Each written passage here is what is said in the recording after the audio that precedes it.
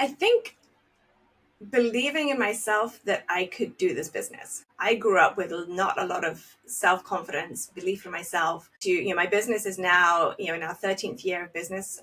It's only when you take a step back and you think about like, wow, 13 years, like that's really pretty impressive when you look at the number of businesses that fail within the first 5 years or the first 10 years. And so I think, a couple of years ago, just kind of seeing how I built the business up, that it was running to a point without me on a day-to-day basis, and just really seeing that, okay, this can be grown to a seven-figure business, a multiple seven-figure business. There's nothing stopping me from doing that. And just really understanding that, okay, grow the team, trust the team, delegate, let other people do what they do best as well, not get in the way, don't be the bottleneck. Welcome to A Founder's Life. I'm your host, Leo Gestetner. On this show, we dive into the real stories behind the highs and lows of entrepreneurship and how we pursue a more balanced and meaningful life along the way. This podcast is sponsored by Thanks, helping founders like us scale with reliable remote talent. Email founders@thanks.com. That's THANKZ.com with the subject line A Founder's Life, and you'll get $1,000 off your first month. Now, I'm excited to be joined by Kerry Postel. Kerry, it's great to have you here. Can you kick things off by introducing yourself to our audience? Sure. Well, first of all, thank you for having me. So excited to be here as well. So my name's Kerry Postel. I own Abacus Business Solutions, which is an accounting and coaching business. We're located in Central Florida, but I actually live back in England. I lived in the States for 19 years, and that's when I started my business. And then a couple of years ago, I moved back to be closer to friends and family and to just be able to run the business remotely, which is how I always set it up that I could do that one day. So yeah, living in Central England now. I'm married, got a 11-year-old son, and kind of living the best of both worlds. Lovely. And tell us a little bit about your work journey that brought you to where you are today, and then the kind of things you're doing for your clients. So I was one of those kids that never knew what I wanted to do when I grew up, just had no idea, and was never sort of drawn to a particular career or anything. And it was only when I went to college, I had to do work experience between my 2 years. So I went to work with my mom, who needed 3 months help in her office, and she ran the accounting department for a manufacturing company. And that's when I discovered for my love of numbers. And so that's how I decided, ended up being in bookkeeping, and worked for 2-3 different companies in the UK before moving out to the States. And when I was in the States, I worked for a general contractor for 6 years, which was a great experience. I had 3 days of training, I think. I had no idea how to do American payroll, lien releases, notice of commencements, and all that construction stuff, but learned it all. And over the 6 years, had various roles from office manager to project coordinator, run the office when the boss was out of town, and just a great experience, but also realized that I could help more businesses if I wasn't working directly for one. And so that's what made me decide to start Abacus, so that I could work with multiple clients. A CPA that we worked with at the construction company really encouraged me about the quality of my work. So I was like, okay, well, I don't want to work for my boss any longer. And this seemed a great opportunity. And we help our clients to know, understand, and trust their numbers. That's what it comes down to. There's so many business owners out there that are just running their business blind. They have no idea how much money they're making, how much money maybe they're losing, where their expenses are going, and then what changes they need to make. So that's where our focus is on, is making sure that our clients don't just have their numbers, but they understand what they mean and what it's telling them, and what they need to do, if anything, to improve their position. Excellent. And tell me what family means to you. So what your family looks like and what it means to you. So living abroad for 19 years definitely makes you appreciate that family time with my parents and my siblings and niece and nephews. And when I moved out to Florida at the time, I was in my 20s, and I was just kind of like, this will be fun. Didn't realize what that was going to be like, being away from family, missing out on all the family get-togethers, just hearing about it after, seeing the photos. And so that was tough. The reason I moved to the States was that my husband's mother was still alive at the time, and he didn't want to sort of leave her.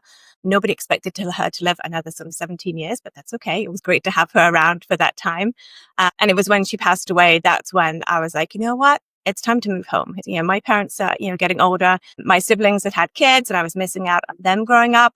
And I'd always had in my mind, if I had my laptop and internet connection, I could run the business from anywhere. And that was always my ultimate goal, that it didn't matter whether I was in the States, England, the other side of the world. I could still run this. And that's what my ultimate goal was. I didn't want to be stuck or tied to one place. And that's why I set up the model the way that I did. And being back with family now is so great. We've been back for 2 years and it's just so nice being at all the family get-togethers. My son had his birthday 4 months after we moved back. And I said, do you want to invite your new friends from school or do you want to invite family? And that included like my aunts and uncles, as well as, my siblings and my parents. And he's just like, no, I want family. So I think there was like 23, 24 of us, for the day.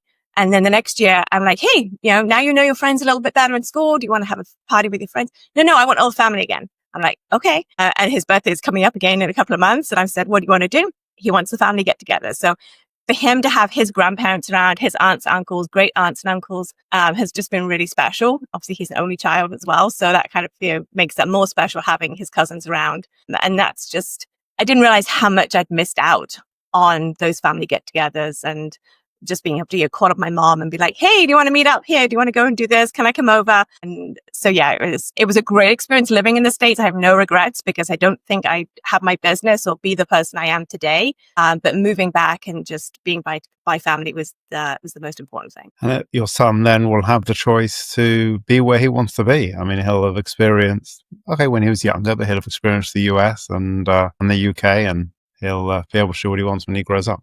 Yeah, he and I both have dual citizenship. So, he can decide to go back. I'm kind of hoping he doesn't. But yes, he has that option to be able to go and live in which country he wants to. So we'll see. At the moment, he's telling me he's never moving out. So we'll see what happens when he gets to 18. And what do you like to do for fun? So at the moment, I'm trying to make time to actually go out and do stuff and have fun just because the business has been so busy. That's a little bit of an issue sometimes because of the time difference with the States. So, I'm starting work at 9 a.m. England time, trying to finish around 5 or 6. But of course, the States is just waking up at that time. So there is a little bit of an issue of me having to stop. It's 6 o'clock. You've done 9 hours. It's time to spend time with family. So that's something that I'm working on. Maybe just 2 days a week I'll work late. But for fun, I'm actually going paddleboarding for the first time this weekend, which I'm super excited about. I love to walk the dog. We've got a golden doodle. And we've got a race course that's literally 3 minutes from my house. We've got a nice 3-mile walk we can go do with that. And then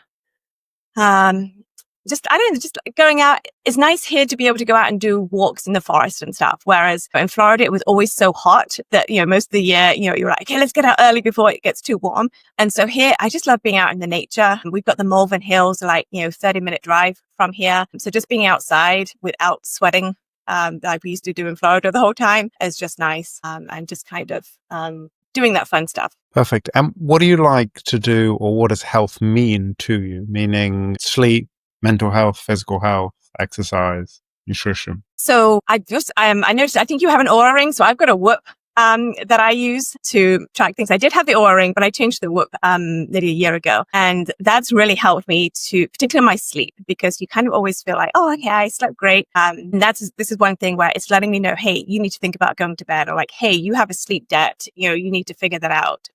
So that's helped me really focus on my health a lot more. And this is now just upgraded. They tell you what your, I don't know what kind of, a different kind of age. So hey, this is your actual physical age, but this is kind of what, your calculated age is. And so now I feel like I'm in competition with myself to get that down, as much as possible. And then I was doing really good of taking care of myself, working out on a regular basis. Life gets in the way. So the last sort of 6 months, I've got a little bit lazy, but now I'm kind of right, back on track. I did go for a run last weekend. So now it's taking care of myself. 24 was a little bit of a rough year in the business. And so now it's a case, we're back on track. We've got a great team. And now it's time to start taking care of me as well. I actually just ordered one of those boxing machines that goes on the wall this morning. So I just ordered that. That'll be here tomorrow. So I'm hoping that's something me and my kid can do as well, just to get active. That's cool. I done quite a lot of boxing with my son as well. And what does a balanced life look like for you? I think right now I'm still trying to figure that out. It's definitely a work in progress. It's it's the time zone difference is a little bit more of an issue than I anticipated. So that's why I'm thinking, okay, Tuesdays and Thursdays going to be my days that I work late. Monday, Wednesday, Friday, I make sure by 6 o'clock I'm done and out of the office. So yeah, it's definitely wanting to spend that time growing the business, because I'm passionate about doing that, but also very conscious that my kid's 11, he'll be 12 this year, that, time's short. And then people will say to you, oh, you have like 6 summers left with him. I'm like, don't tell me that. Like that doesn't sound very long at all when he's there out doing his own thing and going on holiday with friends. So yeah, it's definitely something that I'm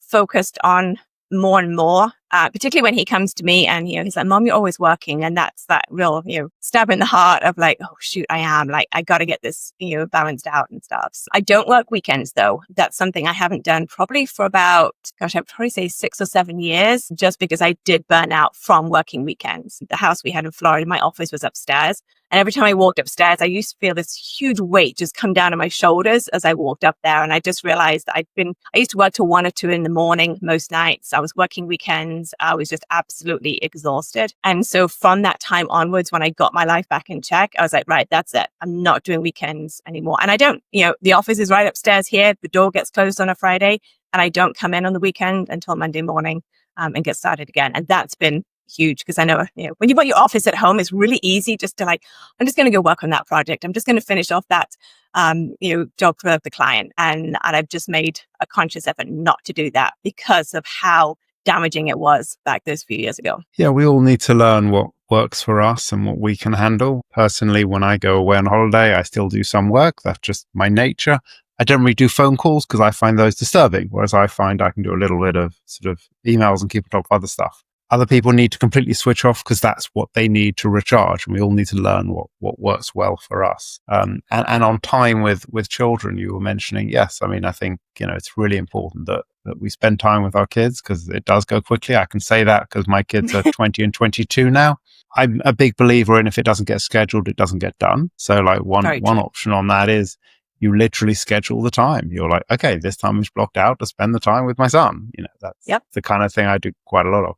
And what has been for you a pivotal moment in your life? I think believing in myself that I could do this business. I grew up with not a lot of self-confidence, belief in myself. My business is now, in our 13th year of business.